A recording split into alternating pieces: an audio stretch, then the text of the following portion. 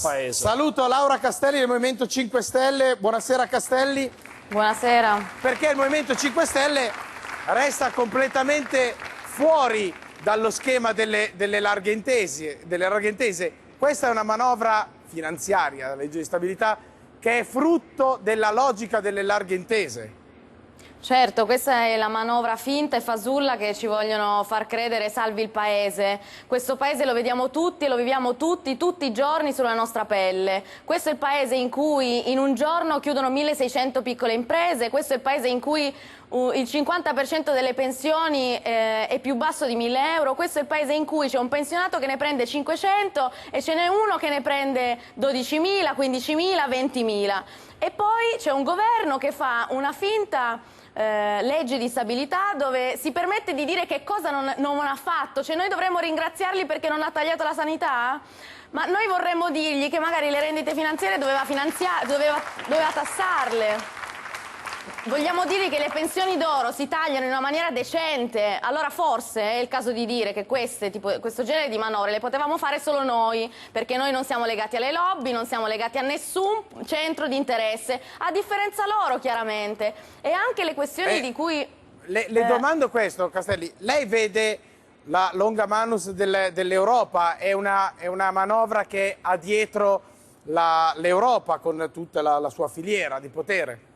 Ma certo, ma è chiaro, cioè noi stiamo assistendo al teatrino del Fondo Monetario Internazionale che si arrabbia con l'Eurozona, con la BCE perché ha gestito male una crisi, cioè stanno decidendo loro chi deve spolpare l'Italia, se il Fondo Monetario Internazionale o la Banca Centrale Europea. A me pare assurdo, e che queste manovre siano fatte dall'Europa ce lo dice il fatto che non servono a nulla rispetto a quello che è il bisogno dei cittadini. Ma chieda in studio ai suoi ospiti se secondo loro questo decreto servirà a farli stare meglio o a far più velocemente una visita in ospedale. La risposta è no, cioè i cittadini l'hanno capito, hanno capito che la linea di questo governo è privatizzare la sanità, e infatti non ci mettono soldi. Ma secondo lei ci saranno a breve dei tagli alla sanità? Perché qualcuno dice che tra poco arriveranno i lavori di una commissione e in base a quei lavori della commissione legata, credo, alla Commissione Sanità, ci saranno presto anche dei tagli alla sanità pubblica. Guardi, è una commissione di cui io faccio parte, perché Commissione Bilancio e Commissione Sanità.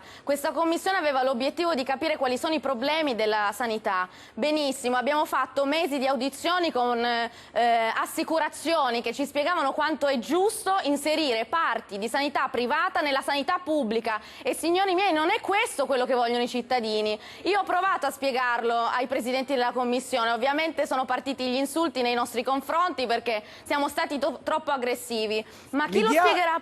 Castelli, scusi, mi dia una notizia. Cioè, è possibile che sulla base quindi di questo documento, nel giro di, io prevedo, 1 massimo 2 mesi, comunque prima di Natale, arriveranno i tagli alla sanità pubblica? Allora, quello che è certo è che con questo documento si inseriranno parti di sanità privata dentro la sanità pubblica e questo è la fine della sanità pubblica. Questo è certo. Allora da lì certo che i tagli potranno cominciare e non finire, ma da solo questa finanziaria, questa legge di stabilità taglia alle regioni 1 miliardo. Ma voi lo sapete come stanno messi i conti delle regioni? Di spesa tu lo avresti squartato. Io li avrei aggrediti i 200 miliardi di spesa pubblica. Castelli, ha sentito Benetazzo, fa il professore, per lui l'Europa è salvifica, per il Movimento 5 Stelle non credo, perché ha deciso anche di promuovere idealmente un referendum sull'Europa.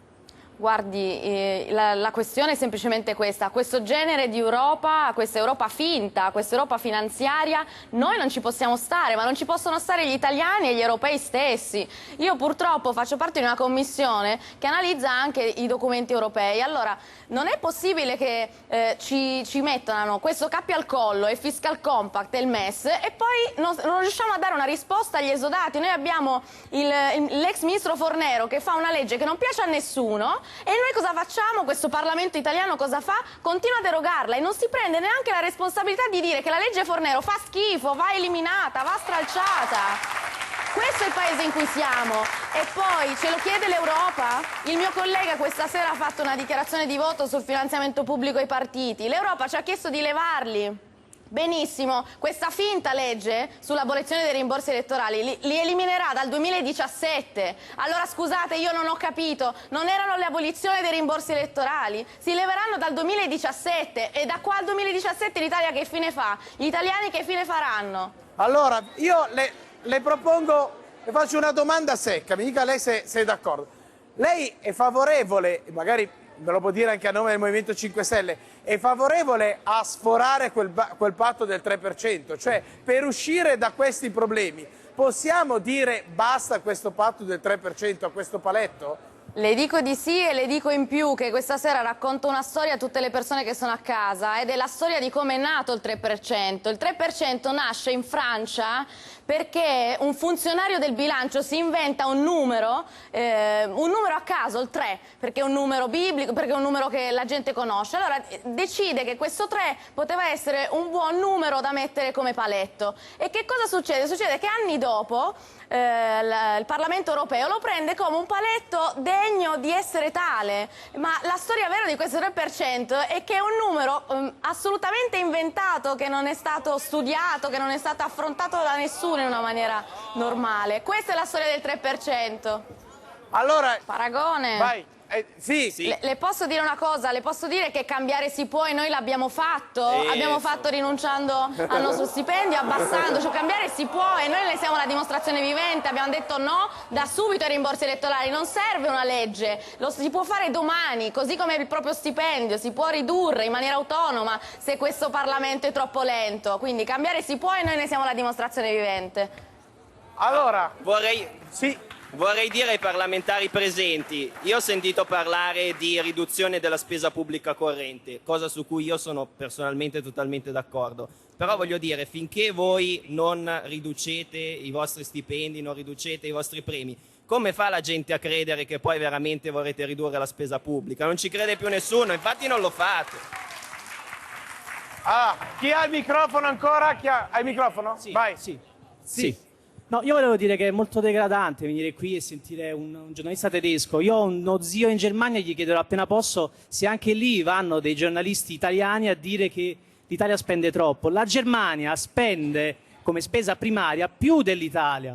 La Germania nel 2003 ha sussidiato le sue aziende per abbassare il costo, fare dumping salariale e permettere il surplus di 200 miliardi l'anno.